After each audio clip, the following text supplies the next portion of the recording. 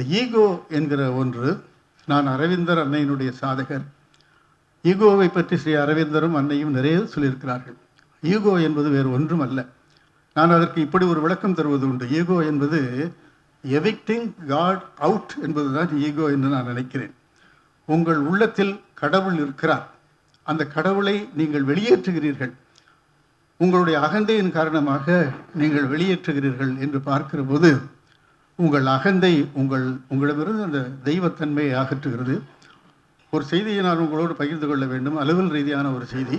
ஒரு புகழ்வாய்ந்த ஒரு மனிதர் எங்கள் வங்கியில் அதிகாரியாக பணியாற்றினார். அவர் ஒரு பெரிய பிளேயர், பெரிய ஆட்டக்காரர். எந்த ஆட்டம் என்று சொன்னால் நீங்கள் ஊகித்து விடுவீர்கள். அவர் பெயரையும் சொல்லக்கூடாது. ஒரு முறை அவர் ஒரு காரில் ஒரு ரிவ்யூ மீட்டிங்க்கு சென்றிருக்கிறார். போகிறவர் ராஜா அண்ணாமலைபுரத்தில் இந்த கார் வந்து கொண்டிருக்கிறது. அந்த டிரைவர் சற்று வயதானவர். அங்கே சிக்னல் எல்லாம் நின்று வந்துட்டுருக்காரு. நான் 10 மணிக்கு அங்கே இருக்க வேண்டும், தாமதமாக போகிறீர்கள் என்றெல்லாம் திட்டியதோடு பின்னால் இருந்து அவரை தட்டி கொண்டே வந்தார். வேகமாக போ, வேகமாக போ, வேகமாக போயிட்டு. ஒரு இடத்தில் அந்த டிரைவருக்கு ரொம்ப கோபம், சலிப்பு ஏற்பட்டு விட்டு நேரடியாக ஹைகோர்ட் பக்கம் காரை நிறுத்தி அந்த சாவியை அந்த அதிகாரியிடம் கொடுத்து விட்டார். நீங்களே ஓட்டிக்கிட்டு போங்க. அந்த பெரியவர், இவரை காட்டிலும் இவருடைய தந்தை வயது அவருக்கு இருக்கும். அவர் அந்த சாவியை அவரிடம் கொடுத்து விட்டு அவர் சொன்னார், நான் இதை போல 30 கார்கள் வைத்திருக்கிறேன். உங்கள் வங்கியினுடைய தலைவர் சேர்மன் எனக்கு மிகச் சிறந்த நண்பர். இங்கு இருக்கிற அதிகாரிகள் எல்லாம் எனக்கு மிகவும் வேண்டியவர்கள். எல்லோரும் என்னை மரியாதையாக நடத்துகிற போது இன்றைக்கு அலுவல் செய்வதற்காக டிரைவர்கள் இல்லை என்பதற்காக நான் வந்தேன். என்னுடைய வசதிகள், என்னுடைய வாழ்க்கை, என்னுடைய வயது எல்லாவற்றையும் மறந்துவிட்டு சட்டத்தை மீற வேண்டும், சிக்னலை தாண்ட வேண்டும் என்று என்னை விரட்டுவதோடு மட்டுமல்லாமல், நீ என்று ஒருமையில் பேசுகிறீர்கள், நீங்களே இந்த காரை ஓட்டிச் செல்லுங்கள், உங்களால் என்னை ஒன்றும் செய்ய முடியாது. நல்ல சொல்கிறான் தான், உங்களால் என்னை ஒன்றும் செய்ய முடியாது. எங்கள் நிறுவனத்தினுடைய அந்த கான்ட்ராக்டை, ஒப்பந்தத்தை நீங்கள் ரத்து செய்ய முடியாது. இன்னும் சொல்லப்போனால் உங்களை இந்த ஊரிலிருந்து மாற்றுவதற்கான செல்வாக்கு உங்கள் வங்கியில் எனக்கு இருக்கிறது. முதலில் மரியாதை கொடுப்பதற்கு பழகிக் கொள்ளுங்கள் என்று அந்த சாவியை கொடுத்து விட்டு போய்விட்டார். அப்போது அந்த வழியாக ஸ்கூட்டரில் வந்த ஒரு மாணவர், ஒரு கிளார்க், அவரை ஏற்றுக்கொண்டு அலுவலகத்துக்கு வந்தார். இதை எதற்காக சொல்கிறேன் என்றால், இந்த ஈகோ என்பது யூஸிங் ராங் ஸ்பேனர்ஸ் என்று நான் அடிக்கடி சொல்வதுண்டு. அதாவது நட்டுகளை கழட்டுவதற்கு ஒவ்வொரு சைஸ்லேயும் ஒவ்வொரு நட்டுகள் உண்டு. ஒரு பெரிய நட்டை கழுத்துறதுக்கு சின்ன ஸ்பேனர் உதவாது. நன்றாக கவனிக்க வேண்டும். ஒரு பெரிய நட்டை கழுத்துவதற்கு சின்ன ஸ்பேனர் உதவாது. அதே போல் ஒரு சின்ன நட்டை கழுத்துறதுக்கு பெரிய ஸ்பேனர் உதவாது. நான் ஒரு ஸ்பேனர்ஸ் என்று ஒரு கட்டுரை எழுதியிருந்தேன். We are using wrong spanners at wrong places. எந்த நட்டுக்கு எந்த ஸ்பேனர் என்று பார்க்கிற போது அந்த ஈகோ மனிதர்கள் இருக்கிறவர்கள் வெற்றிகரமான மனிதர்களாக இருக்கவே முடியாது. நான் அடிக்கடி ஒன்றை சொல்வதுண்டு, எங்காவது சென்று நான் யார் தெரியுமா என்று சொன்னால், நீ யாராக இருந்தால் என்ன என்று விடுகிறார்கள். யாராக இருந்தாலும், நீங்கள் காவல்துறை அதிகாரி என்பதோ அல்லது சட்டமன்ற உறுப்பினர் என்பதோ அல்லது ஒரு பெரிய நிறுவனத்தில் அதிகாரி என்பதோ ஒரு சாதாரண மனிதனுக்கு தெரிந்திருக்க வேண்டிய அவசியம் இல்லை. ஆகவே எங்கு போனாலும் பணிவாக நடந்து கொள்கிற போது, மரியாதை கொண்டு நடத்தப்படுகிற போது உங்களுக்கு மரியாதை கிடைக்கிறதே தவிர, அந்த ஈகோ என்று இருக்கிற போது உங்களுக்கு எல்லாத்தையும் இழந்து விடுகிறோம். ஒரு முறை சென்னை பல்கலைக்கழகத்து அருகில் இருக்கிற ஒரு இடம், அங்கே வந்து நோ ஃப்ரீ லெஃப்ட் என்று போட்டிருக்கும். நோ ஃப்ரீ லெஃப்ட்னா ஒன்றுமே இல்லை. அந்த வழியாக போனால் நீங்கள் காசு கொடுக்க வேண்டியிருக்கும், அவ்வளோதான். எனக்கு ரொம்ப நாள் அது தெரியாமல் இருந்தது. ஒரு முறை இப்படித்தான் ஒரு நோ ஃப்ரீ லெஃப்ட் பகுதியில் திரும்பி விட்டேன். அதை பார்க்கவில்லையா என்று போலீஸ்காரர் கேட்டார். நான் கவனிக்கவில்லை என்று சொன்னேன். சரி, கவனிச்சுட்டு போங்கன்றான். நான் கவனிக்கவில்லை என்று சொன்னால் பரவாயில்லை, கவனித்து விட்டு போங்கள் என்று சொல்லுகிற அளவுக்கு அந்த கவனித்தல் என்கிற வார்த்தை சமூகத்தில் ரொம்ப ஊடாடி போயிருக்கிறது. ஒரு காவல்துறை அதிகாரிகளோடு எனக்கு ஏராளமான ஒரு அனுபவம் இருக்கிறது. ஐயா அவர்களுக்கு கூட ஒரு புத்தகம் அனுப்ப நீங்கள் படிப்பீர்கள். அதில் ஒரு செய்தியை பகிர்ந்து கொள்ள வேண்டும். ஒரு முறை நான் என்னுடைய 2 வீலரில் யூனிவர்சிட்டி பக்கம் திரும்புகிறேன். திரும்பி பாரிஸில் எங்கள் ஸ்டேட் பேங்க் அதிகாரிகள் சங்கத்தினுடைய அரங்கம் ஒன்று இருக்கிறது. அதில் ஒரு கவியரங்கம். அந்த கவியரங்கத்தில் நான் தலைமை தாங்க வேண்டும். அன்றைக்கு வந்து என்னை எல்லோரும் தலைவர் என்கிற முறையில் எல்லோரும் பாராட்டப் போகிறார்கள். ஒரு 10-15 கவிஞர்கள் ஏர்வாடி ராதாகிருஷ்ணனை பாராட்டுகிறார்கள் என்கிற ஒரு மகிழ்ச்சி மிதப்பு வருகிற போது அது ஃப்ரீ லெஃப்ட் என்பது எனக்கு தெரியாது. மாட்டிக்கொண்ட போது என்னையா வாயை எடுத்த உடனே அதிகாரிகளை தவிர மற்றவர்கள் எல்லோரும் மரியாதை குறைவாகத்தான் நடத்திக் கொள்வார்கள் என்பதை நான் துணிச்சலோடு சொல்வேன். வாயா போயா என்றவுடன் எனக்கு ஒரு மாதிரி ஆகிவிட்டது. அவருக்கு என்ன பதில் சொல்வது என்று அவரை பார்த்து வெறித்து போய் நின்றேன். அதற்கு பிறகு பயா பார்த்து முறைக்கிறான் பயா என்றார். அப்பவும் நான் பார்த்து கொண்டே இருந்தேன். அப்புறம் வந்த உடனே 100க்கு ஃபோன் பண்ணேன். 100 தொலைபேசிய பிறகு அவங்க எடுத்தவங்க சொன்னாங்க, நான் ஏர்வாடி ராதாகிருஷ்ணன் பேசுகிறேன்னு. ஐயா சொல்லுங்க ஐயா, நான் உங்கள் கூட்டங்களுக்கெல்லாம் பந்தோபஸ்து வந்திருக்கிறேன், லைப்ரரியில் கூட்டங்கள் நடத்துவீங்க, உங்கள் நூல் வெளியீட்டு விழாக்கு வந்திருக்கிறேன் என்று சொன்னார்கள். உடனே விஷயத்தை சொன்னேன். ஒன்றும் கவலைப்பட வேண்டாம், அவருடைய அடையாளத்தை மட்டும் சொல்லுங்கள், நாளை நான் பார்த்துக் கொள்கிறேன் என்றார். நான் அடையாளத்தை சொன்னேன். அப்போது தான் அவர் மொட்டை அடிச்சிருக்கார். திருப்பதி போயிருப்பார் போல் இருக்கு. புண்ணியங்களை எல்லாம் பாவங்களை எல்லாம் அங்கே கொட்டி விட்டு வருகிறார்கள், புண்ணியங்களை தேடி வருகிறார்கள் என்பதில்லை, பாவங்களை அங்கே கொட்டி விட்டு வருகிறது சொன்னேன். மறுநாள் காலை நான் அலுவலகத்தில் அண்ணா சாலை கிளையில் நான் பணியாற்றி கொண்டிருந்தேன் டெப்டி மேனேஜராக. அவர் வருகிறார், நான் புரிந்து கொண்டேன். வந்தவுடன் நீண்ட நேரமாக அவரை வேண்டுமென்றே காக்க வைத்தேன். என்னுடைய வாடிக்கையாளர்களிடம், என்னுடைய நண்பர்களிடம், என்னை பார்க்க வருகிறவரிடம் நான் எப்படி பழகுகிறேன், எப்படி கனிவாக பேசுகிறேன் என்பதை அவர் கேட்க வேண்டும் என்பதற்காக அவரை சற்று நேரம் காக்க வைத்திருந்தேன். காக்க வைத்திருந்த நேரத்தில் அவருக்கான ஒரு சிற்றுண்டி, அவருக்கான தேநீர் எல்லாவற்றையும் நான் வழங்கினேன். எல்லாம் முடிந்தது. ஐயா என்னை மன்னித்து விடுங்கள், கமிஷனர் அலுவலகத்திலிருந்து உங்களோட வருத்தம் தெரிவிக்க அனுப்பியிருக்கிறார்கள் என்று சொன்னார். பரவாயில்ல, அது ஒன்றும் இல்லை, போங்க. நான் எதற்காக உங்களை அழைத்தேன் என்றால், எனக்கு உங்களுடைய உயர் அதிகாரிகள் தெரியும், உங்களை இங்கே அழைக்க முடியும் என்கிற ஆணவத்தால் நான் உங்களை அழைக்கவில்லை. உங்களை பார்த்தால் என்னுடைய பிள்ளையைப் போல, மூத்த பிள்ளையைப் போல இருக்கிறீர்கள். என்னிடம் இப்படி பேசியது சரி, நான் உங்களை மன்னித்து விடலாம். ஆனால் அரசியல்வாதிகளிடமோ அல்லது செல்வந்தர்களிடமோ அல்லது பெரிய மனிதர்களிடமோ இப்படி பேசி நீங்கள் வம்பில் சிக்கிக்கொள்ளக்கூடாது. வக்கீல் கூடாது. ஆனால் நீங்கள் கனிவாக நடந்து கொள்ளுங்கள், வீணாக வம்பில் சிக்க வேண்டாம் என்று நான் அவருக்கு அறிவுரை வழங்கி அனுப்பினேன்.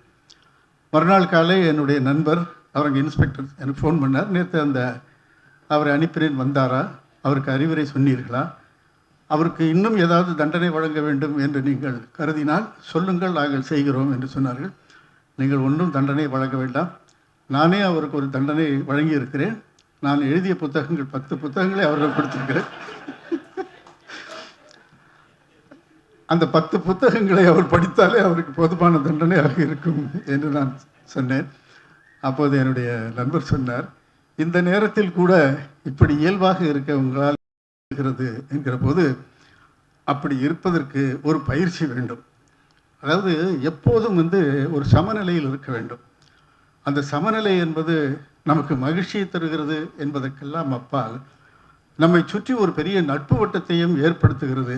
யாராவது ஒருவரை நாம் திட்டினால் கூட, இவர் திட்டியிருப்பார் என்று அவர் யாரிடமாவது புகார் செய்தால், ஐயோ ஏர்வாடி ராதாகிருஷ்ணன் திட்டியிருக்க மாட்டார் என்றுதான் சொல்வார்களே தவிர அவர் திட்டியிருப்பார் என்று சொல்ல மாட்டார்கள். ஆகவே ஒரு நல்ல பெயரை நாம் எடுத்துக்கொண்டால் எப்போதும் அது நம்மோடு வரும் என்கிற நம்பிக்கை எனக்கு இருக்கிறது. கவியரசர் கண்ணதாசன் அவர்கள் அமெரிக்காவுக்கு அழைக்கப்பட்டார், உலக கவிஞர்கள் மாநாடு. அந்த மாநாட்டில் கலந்து கொள்வதற்கு எனக்கும் ஒரு அழைப்பு வந்தது. அந்த அழைப்பை அனுப்பியது ஐக்கிய நாடுகள் சபை. அப்போது அதை ரொனால்ட் ரீகன் தான் அதை தொடங்கி வைக்கிறார் அந்த மாநாட்டை. கவியரசர் கண்ணதாசன் அவர்கள் அந்த கூட்டத்திற்கு வந்து தான் இறந்து போனார் என்ற செய்தி உங்களுக்கு தரும். அப்போது என்னை அழைத்தார்கள். எப்படி போவது என்று நினைத்த போது நான் வங்கிக்கு ஒரு கடிதம் எழுதினேன். அதாவது விளையாட்டு வீரர்கள் எல்லாம் ஒரு நிறுவனத்திற்காக விளையாடுகிறார்கள், அவர்களுக்கு விடுமுறை தருகிறீர்கள், போய் வருவதற்கான செலவு தருகிறீர்கள், அவர்களுக்கு வேண்டிய சிறப்புகளை எல்லாம் தருகிறீர்கள். ஒரு விளையாட்டு வீரர்கள் மட்டும் ஒரு நிறுவனத்திற்கு புகழ் சேர்க்கிறான் என்பதற்கெல்லாம் அப்பால் ஒரு இலக்கியவாணர் கூட ஒரு நிறுவனத்திற்கு புகழ் சேர்க்க முடியும் என்று நம்புகிறேன். ஆகவே இந்த மாநாட்டில் கலந்து கொள்வதற்கு எனக்கு விடுமுறையும் தர வேண்டும், போய் வருவதற்கான விமான கட்டணத்தை ஏற்றுக்கொள்ள வேண்டும், இன்னும் சொல்ல போனால் மகிழ்ச்சியோடு என்னை வழியனுப்பி வைக்க வேண்டும் என்று நான் சொன்னபோது எங்கள் வங்கி நிர்வாகம் அதை ஏற்றுக்கொண்டது. ஏற்றுக்கொண்டதோடு மட்டுமல்லாமல் கீழே ஒரு இக்கு ஒன்றை வைத்தார்கள். இது ஏர்வாடி ராதாகிருஷ்ணனுக்காக மட்டுமே கொடுக்கப்படுகிற ஒரு கெஸ்டர், ஒரு சலுகை. பிற்காலத்தில் இதை முன்னுதாரணமாக யாரும் காட்டக்கூடாது, நான் எழுத்தாளன் என்று சொல்லி யார் வந்து கேட்டாலும் கொடுக்கக்கூடாது என்று அவர்கள் தந்தார்கள்.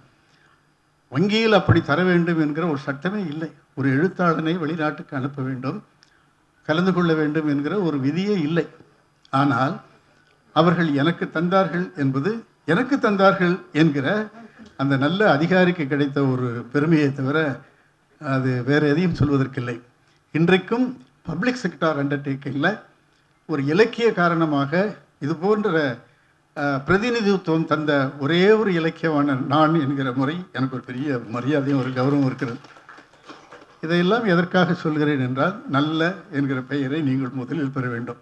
ராஜா அண்ணாமலை மன்றத்தில் ஒரு கூட்டம் நடத்தினார்கள், ஒரு பெரிய பாராட்டு விழா. அந்த நிகழ்ச்சியில் சற்று வெளியே சென்று விட்டு வந்தேன். என்னுடைய இருக்கையில் வேறு ஒருவர் அமர்ந்திருந்தார். அரங்கத்தில் ஒரு நாடகம், கிரேசி மோகனுடைய நாடகம் நடந்தது. முன்வரிசையில் வேறு ஒருவர் அமர்ந்து விட்டார். நான் இங்கு உட்கார வேண்டும் என்று கேட்டேன். போயா பின்னாடி போய் உட்காரியா என்று அனுப்பிவிட்டேன். நான் தான் இன்னைக்கு ஹீரோ, எனக்கு தான் இன்றைக்கு பாராட்டு விழா, நான் என்ன போவது, நீங்கள் பொங்கல் என்று என்னால் சொல்லியிருக்க முடியும். நான் ஒன்றுமே சொல்லவில்லை, ஓரமாக போய் நின்று கொண்டேன். அதற்கு பிறகு கூட்டம் நடந்தது. அந்த இடைவேளையில் என்னை பாராட்டுகிறார்கள். எங்கள் வங்கியினுடைய தலைவர் அந்த நிகழ்ச்சியில் கலந்து கொண்டார். எல்லோரும் பாராட்டி பேசினார்கள். கூட்டம் கலைகிறது. என்னை இங்கே உட்கார வேண்டாம், பின்னால் போய் உட்கார் என்று சொன்னவர் மட்டும் பத்திரமாக நின்று கொண்டிருந்தார். மெதுவாக என்கிட்ட வந்து, சார் என்னை மன்னிச்சிடுங்க சார், நீங்கள் தான் இந்த நிகழ்ச்சியுடைய ஹீரோ என்றாலும் கூட இத்தனை பணிவாக மென்மையாக பின்னால் போய் அமர்ந்து கொண்டீர்கள், அங்கே நின்று கொண்டிருந்தீர்கள். இந்த பணிவு என்பது உங்களை பல உச்சங்களுக்கு கொண்டு செல்லும் என்று அவர் சொன்னபோது நான் நெகிழ்ந்து போய்விட்டேன். இந்த பணிவை போல பணிவுடையான் இன்சொலனாதல் ஒருவருக்கு அணியல்ல மற்ற பிற என்று ஒரு குரல் உண்டு இருக்கிறது. யாரெல்லாம் பணிவாக இருக்கிறார்கள், ஹி ஒபேஸ் கமாண்ட்ஸ் என்று பைபிளில் ஒரு வார்த்தை உண்டு. யாரெல்லாம் பணிவாக இருக்கிறார்களோ அவர்கள் எல்லாம் உயர்த்தப்படுகிறார்கள். ஆமாம் ஆமாம். அதனால் உங்களுடைய உயரங்கள் என்பது உங்களுக்கு மட்டுமே தெரிந்தது, வேறு யாருக்கும் தெரிந்ததல்ல. இன்னும் சொல்லப்போனால் ரிட்டையர்மெண்ட் என்பது ஒரு ஃபஸ்ட்டு டெத்ஸ் என்று நான் சொல்வதுண்டு. ஒவ்வொரு மனிதனுடைய வாழ்க்கையிலும் அவனுடைய ஓய்வு என்பது முதல் மரணம். அன்றைக்கு அவன் செத்து விடுகிறான். இரண்டாவது முறையாக தான் நேச்சுரல் டெத். ஒரு பதவியிலிருந்து நாம் இறங்குகிற போது, ஒரு பதவியை விட்டு விலகுகிற போது அன்றே நம்முடைய மரியாதை கெட்டு போகிறது என்பதை நாம் புரிந்து கொள்ள வேண்டும். ஒன்றை சொல்ல வேண்டும், தவறில்லை. எங்கள் வங்கியில் தலைமை பொது மேலாளராக ஒருவர் இருந்தார். அவர் ஓய்வு பெற்று விட்டார். மெட்ராஸ் மெயின் பிரான்ச் என்று சொல்லக்கூடிய அந்த பெருங்கலைக்கு அவர் செல்கிறார். அவருக்கு முறைப்படி வரவேற்பு அளிக்கப்படவில்லை. உடனே இவருக்கு பிறகு வந்த அந்த தலைமை பொது மேலாளருக்கு தொலைபேசுகிறார். நான் நேற்று வங்கிக்கு போனேன், போன இடத்தில் யாரும் என்னை சரியாக நடத்தவில்லை, எல்லோருக்கும் தெரியும் நான் அந்த வங்கியினுடைய தலைவர் என்று சொன்னபோது நான் பார்த்து கொள்ளுகிறேன் என்று அவர் சொன்னதோடு நிறுத்தியிருக்கலாம். அவர் இவருக்கு ஒரு யோசனை சொல்லுகிறார். என்றைக்கு நாம் ஓய்வு பெறுகிறோமோ அன்றைக்கு அங்கே போவது தவறு, நீங்கள் உங்களை கட்டுப்படுத்திக் கொள்ளுங்கள் என்று இவருடைய ஜூனியர், அவருக்கு பெரிய அதிகாரியாக இருந்தால் கூட பரவாயில்லை. உடனே இவர் வந்து, ஏர்வாடி இந்த மாதிரி என்ன திட்டலாம், ஏர்வாடி எனக்கு அங்கு கிடைத்த அவமானம் கூட பெரிதாக தென்றவில்லை. என்னிடமிருந்து சார்ஜ் பெற்றவன், என்னிடமிருந்து பதவியை பெற்றவன் எனக்கு ஆலோசனை சொல்லுகிறான், மரியாதையை எதிர்பார்க்காதீர்கள் என்று. இவனுக்கு நாளை என்னை மரியாதை கிடைக்கிறதோ என்று நான் நினைத்து கொண்டேன் என்று அவன் சொல்லுகிற போது, அந்த ஈகோ என்பது ஒரு நம்மை கீழே இழுத்து போடுகிற ஒன்றாக இருக்கிறது. இந்த அனுபவங்கள் வந்து மிகச்சிறந்த அனுபவம் என்பது இது இல்லாமல் இருப்பது தான். நீங்கள் இதமாக, இலகுவாக, இயல்பாக இருந்து பாருங்கள், உங்களை இந்த சமூகம் வரவேற்கும். அப்படி பார்க்கிற போது இந்த நல்ல அனுபவங்களில் நாம் மிகுந்த பெருமைப்பட வேண்டும். கடைசியாக ஒன்றை சொல்ல வேண்டும். இந்த நிர்வாகங்களில் 3 நிலை இருக்கிறது, உங்களுக்கு தெரியும். பணியாற்றுதல் என்பது ஒரு நிலை, அதே போல் நடத்துதல் என்பது ஒரு நிலை, நிர்வகித்தல் என்பது நிலை. எல்லாவற்றிற்கும் மேலாக தலைமை தாங்குதல் என்று இருக்கிறது. எல்லாவற்றிற்கும் ஸ்கில் என்று சொல்லுகிறோம். மேனேஜிங் ஸ்கில், அது ஒர்க் பண்ணுற ஸ்கில் எல்லாம் சொல்வார்கள். ஆனால் தலைமையை பொறுத்தவரை அதை ஸ்கில் என்று சொல்வதில்லை, அதை பண்பு என்று சொல்கிறோம். நன்றாக கவனிக்க வேண்டும். அலுவலகத்தில் பணியாற்றுகிறவர்களுக்கு அலுவலகத்திறன், நிர்வாகத்திறன் அல்லது செய்யும் திறன் என்றெல்லாம் சொல்லுகிற போது, எல்லாவற்றையும் நிர்வகிக்கிற, எல்லாவற்றிற்கு மேலாக இருக்கிற தலைவருக்கு தலைமை பண்பு என்று சொல்கிறார். அது வந்து ஒரு குவாலிட்டி. இந்த தலைமை பண்பு என்பது என்ன என்று பார்த்தால், தலைமை பண்பு என்பது மற்றவர்கள் நம் மீது சுமத்துவதாக நாம் நினைத்து கொண்டிருக்கிறோம். அது சிலருக்கு ஏற்றுக்கொள்வதாகவும் இருக்கும். ஆனால் தலைமை பண்பு என்பது இயல்பானது. நான் ஒன்றை அடிக்கடி சொல்வதுண்டு. இறையன்பு அவர்கள் கூட ஒரு கூட்டத்தில் சொல்லியிருக்கிறார்கள். கவிதை உறவு என்பது மிகச்சிறந்த ஒரு அமைப்பு. இன்றைக்கு உலகெங்கும் பரவி இருக்கிற ஒரு உன்னதமான ஒரு அமைப்பு. நான் எந்த நாட்டிற்கு சென்றாலும் மிக பெருமையாக சொல்வேன், என்னை அழைத்து செல்வதற்கு அங்குள்ள தமிழர்கள் வந்து திரண்டு விடுவார்கள்.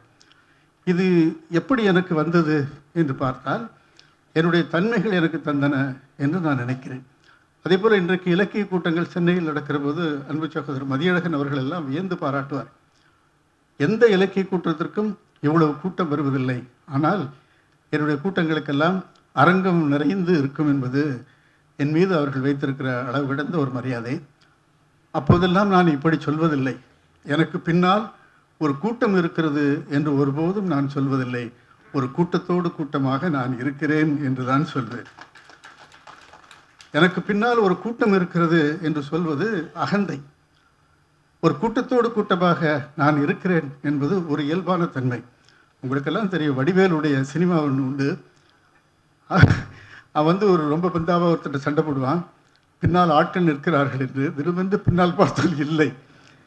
எனக்கு பின்னால் ஒரு கூட்டம் இருக்கிறது என்று சொல்லுகிறவர்கள் திடீரென்று திரும்பி பார்த்தால் அந்த கூட்டம் அங்கே இருக்காது. என்றால் நாம் தான் எல்லா கூட்டங்களையும் பார்த்து கொண்டிருக்கிறோமே. ஒரு நாள் இன்றைக்கு இங்கு இருக்கிறார்கள், நாளை வேறு எங்கோ இருக்கிறார்கள். ஆகவே கூட்டம் என்பது நாம் நினைத்து கொண்டிருப்பதை போல நிரந்தரம் அல்ல. ஆனால் தன்மை என்பது, இயல்பு என்பது தான் நிரந்தரமானது. ஆகவே தலைமை பண்பு என்பது கூட்டத்திற்கு தலைமை தாங்குகிறேன் என்று நினைப்பதல்ல, கூட்டத்தோடு கூட்டமாக இருக்கிறேன் என்பதுதான் தலைமை பண்பு என்று பார்க்கிற போது நான் மிகுந்த மகிழ்ச்சியும் நிறைவும் பெறுவது நான் கூட்டத்தோடு கூட்டமாக இருக்கிறேன் என்பதுதான். நிறைவாக எங்களுடைய இதழை பற்றி உங்களோடு சில செய்திகளை பகிர்ந்து கொள்ள வேண்டும். கவிதை உறவு என்கிற இந்த அமைப்பு 1972 தொடங்கப்பட்டது. புதிய கவிஞர்களை வரவேற்கிற ஒரு நல்ல அமைப்பு.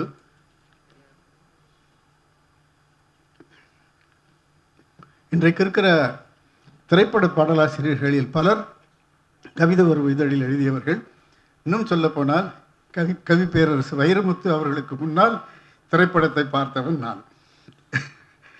ஆனால் வங்கியில் பணியாற்றிய ஒரு காரணத்தினால் நான் திரைப்பட பாடலாசிரியராக சோபிக்க முடியவில்லை. கவியரசர் கண்ணதாசன் அவர்களோடு பழகிய நட்பு என்பது ஒரு பெரிய நட்பு. கவியரசர் கண்ணதாசன் அவர்களை பற்றி சொல்லாமல் இருக்க முடியாது. ஒரு செய்தியை சொல்ல வேண்டிய என்னுடைய முதல் நூல் உனக்காக ஒரு பாடல் என்கிற ஒரு நூல்.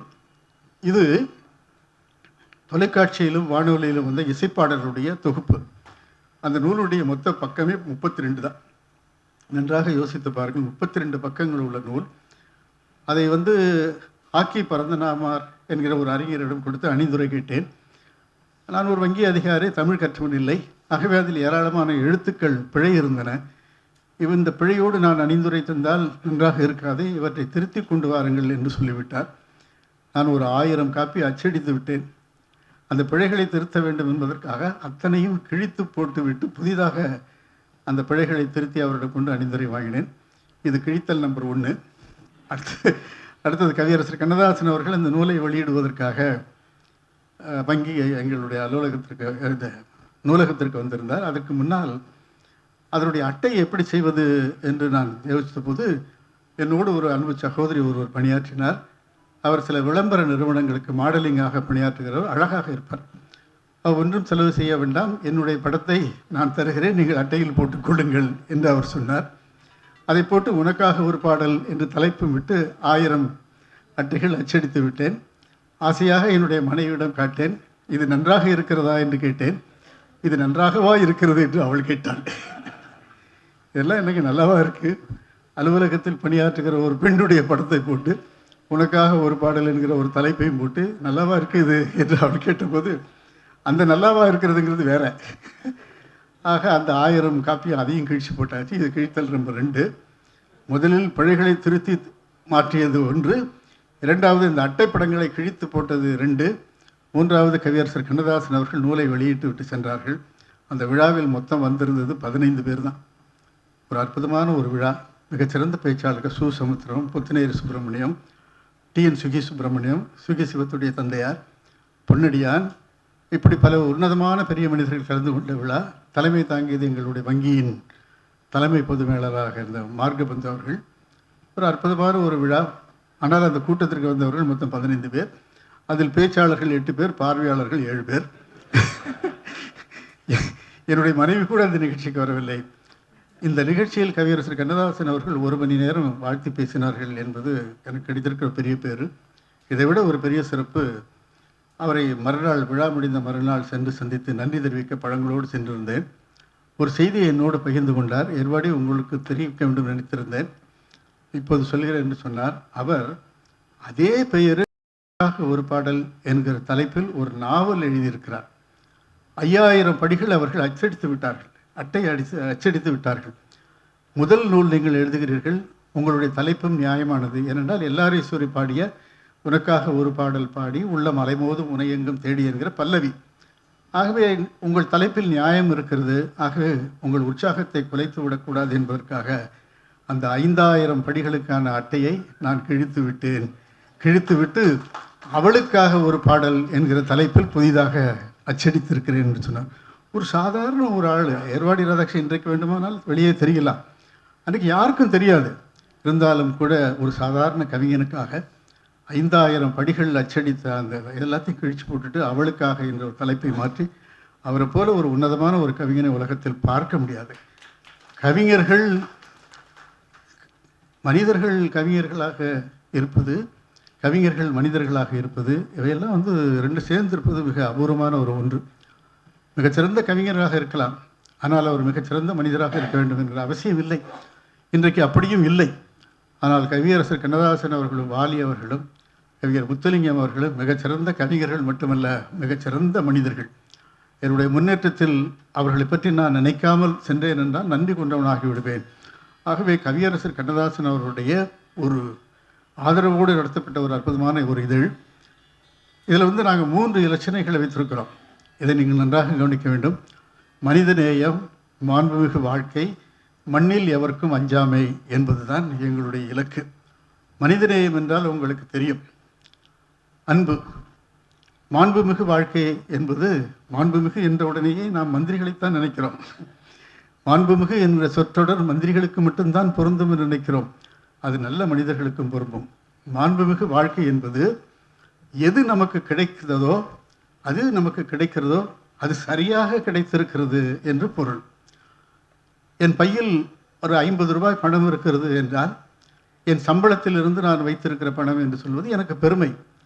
நான் வழியில் ஒருவரிடம் அடித்தது, பிக் பாக்கெட் அடித்தது என்பதில் எனக்கு பெருமை இல்லை. உங்களுக்கு எது கிடைத்திருக்கிறதோ அதில் மாண்பு இருக்கிறது என்றால் அது மரியாதைக்குரியது. ஆகவே மாண்புமிகு வாழ்க்கை என்பது எது நமக்கு கிடைத்ததோ அது சரியாக கிடைத்திருக்கிறது என்று பொருள்.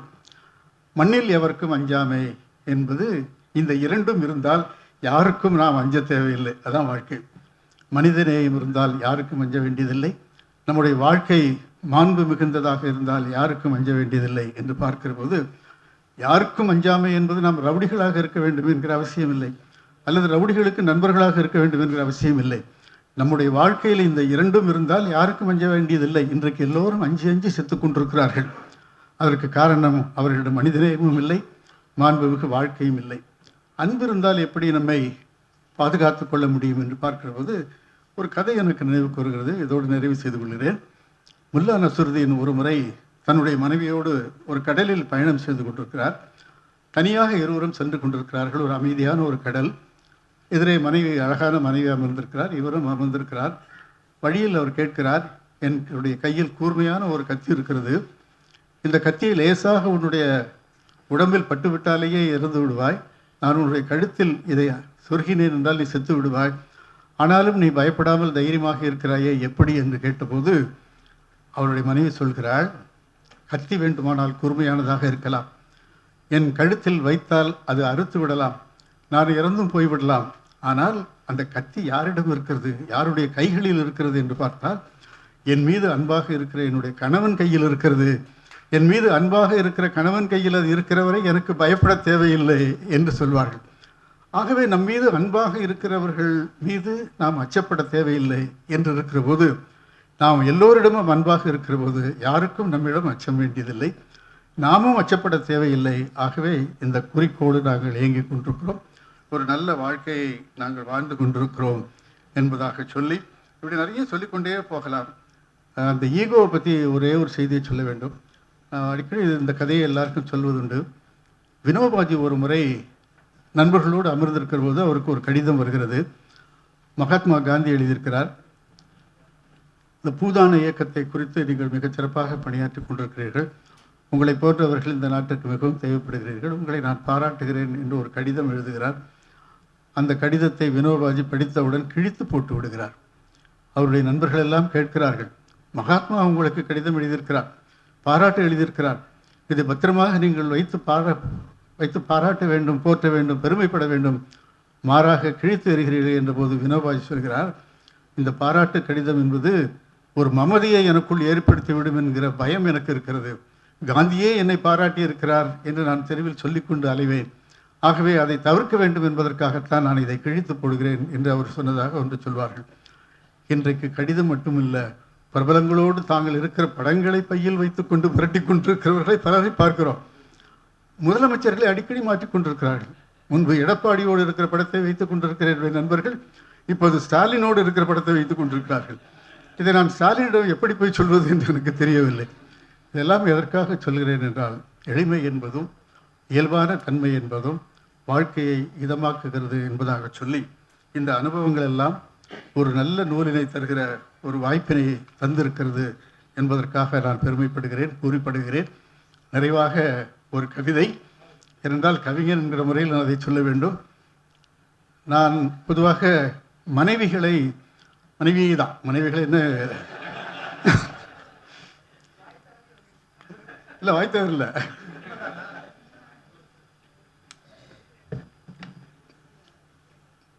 மனைவிகளை நான் இரண்டாவது தாய் என்று சொல்வதுண்டு. தொலைக்காட்சியில் நான் வாசித்த இந்த கவிதை அப்போது பெரிதும் பாராட்டப்பட்ட ஒரு கவிதை. சிலருடைய வாழ்க்கையில் சில மாறுதல்களையும் ஏற்படுத்தியதாக தொலைக்காட்சிக்கு அவர்கள் கடிதம் எழுதியிருக்கிறார்கள். இங்கே இருக்கிற அன்பு சகோதரிகளுக்கு அதை நான் அர்ப்பணிக்க ஆசைப்படுகிறேன். இந்த கவிதையை படித்து முடித்தோன்னு ஒரு செய்தி சொல்கிறேன். என் இரண்டாவது தாய், என்னை பெற்றவள் தாய், அவளிடமிருந்து என்னை பெற்றவள் நீ. என்னை பெற்றவள் தாய், அவளிடமிருந்து என்னை பெற்றவள் நீ. இப்படி இருவருமே என்னை பெற்றிருக்கிறீர்கள். என்னை குழந்தையாய் பெற்ற தாய் குழந்தையாகவே உன்னிடம் ஒப்படைத்தாள். காலமெல்லாம் என்னை சிறையிட்டவள் நீ. விடுதலையாக விரும்பாத விசித்திர சிறைவாசம் நீ. உன்னை தலையணை மந்திரம் என்பது தவறு. தலைமுதல் என்னை தினம் இயக்கும் எந்திரம் என்பதே சரி. இப்போதெல்லாம் திருமணத்திற்கு பிறகுதான் எல்லோரும் காதலிக்கிறார்கள்.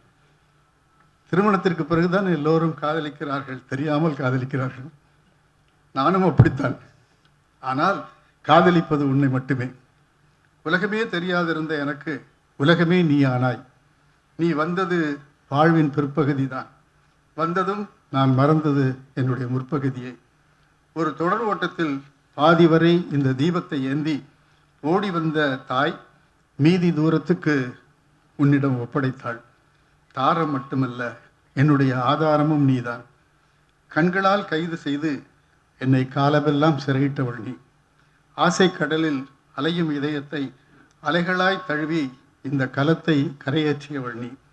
அணைக்க மட்டுமே அறிந்திருக்கிற ஆண்களை, அணைக்க மட்டுமே அணிந்திருக்கிற ஆண்களை அணையாதிருக்க அருள்கிறவர்கள் நீங்கள்.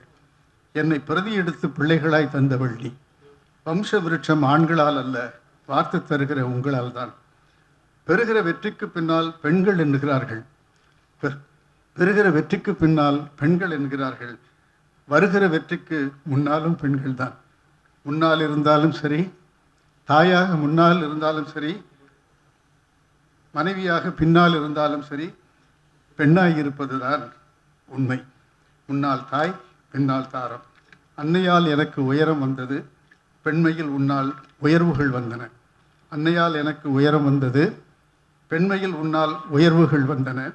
இன்னொரு முறை நான் பிறக்கிற போது நீ முதல் தாயாக இருந்தாலும் மகிழ்ச்சி, இரண்டாவது தாயாக இருந்தாலும் மகிழ்ச்சி.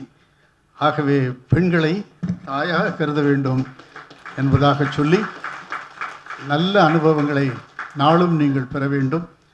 நாளும் பெறுகிற அனுபவங்கள் நம்மை வழி நடத்த வேண்டும் என்பதாக சொல்லி ஒரு அற்புதமான நூலொன்றை தயாரிப்பதற்கான வாய்ப்பினை தந்த அன்பு சகோதரர் சம்பத் அவர்களுக்கும் ஏனைய பெருமக்களும் என்னுடைய நன்றியர்களை புலப்படுத்தி பொறுமையாக உங்கள் செவிகளை தந்தமைக்கு உங்களுக்கும் நன்றி தெரிவித்து விடைபெறுகிறேன். நன்றி, வணக்கம்.